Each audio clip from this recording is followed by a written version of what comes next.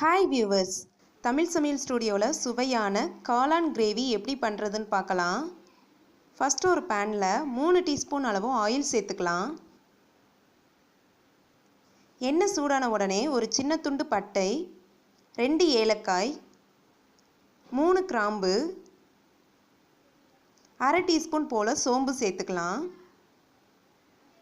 இந்த சோம்பை லைட்டாக வதக்கிக்கலாம். வதங்கின உடனே இதில் 1 டீஸ்பூன் அளவு இஞ்சி பூண்டு விழுது சேர்த்துக்கலாம். இஞ்சி பூண்டோட பச்சை வாசனை போகிற வரைக்கும் நல்லா வதக்கிக்கலாம். அப்புறமா இது கூட கொஞ்சமாக கருவேப்பிலை சேர்த்துக்கலாம். காரத்துக்கு ஒரு பச்சை மிளகாய் சேர்த்துக்கலாம். ஒரு பெரிய வெங்காயத்தை கட் பண்ணி சேர்த்துக்கலாம்.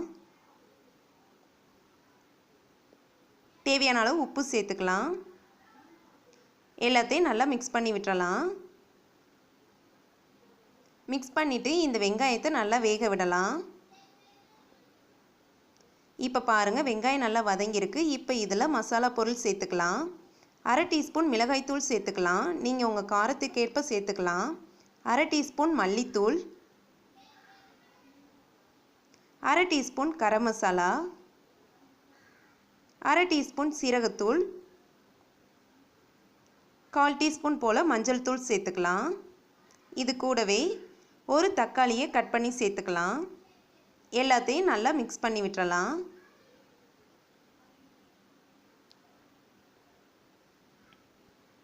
நல்லா மிக்ஸ் பண்ணதுக்கப்புறமா இதில் கொஞ்சமாக தண்ணி சேர்த்துக்கலாம்.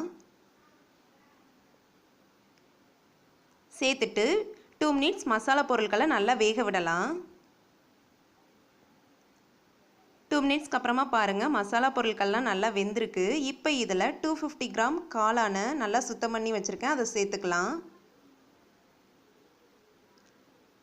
சேர்த்துட்டு மசாலா பொருட்களோடு நல்லா மிக்ஸ் பண்ணி விட்டுறலாம். இப்போ இந்த காளானை நல்லா வேக விடலாம். தண்ணி சேர்க்க தேவையில்லை. காளான் வேகும் போது தண்ணி வெளியே வரும். இப்போ பாருங்கள், காளான் நல்லா வெந்துருச்சு. இப்போ இதில் தண்ணீர் சேர்த்துக்கலாம். உங்களுக்கு கிரேவி ரொம்பவும் கெட்டியாக வேணும்னா தண்ணி கம்மியாக சேர்த்துக்கலாம். இப்போ இதை 4 to 5 மினிட்ஸ் நல்லா கொதிக்க விடலாம். இப்போ 5 மினிட்ஸ் ஆயிடுச்சு. பாருங்கள், கிரேவி நல்லா கொதிச்சு அருமையாக ரெடி ஆயிடுச்சு. கடைசியாக வாசனைக்கு கொஞ்சமாக கொத்தமல்லி இலை சேர்த்துடலாம்.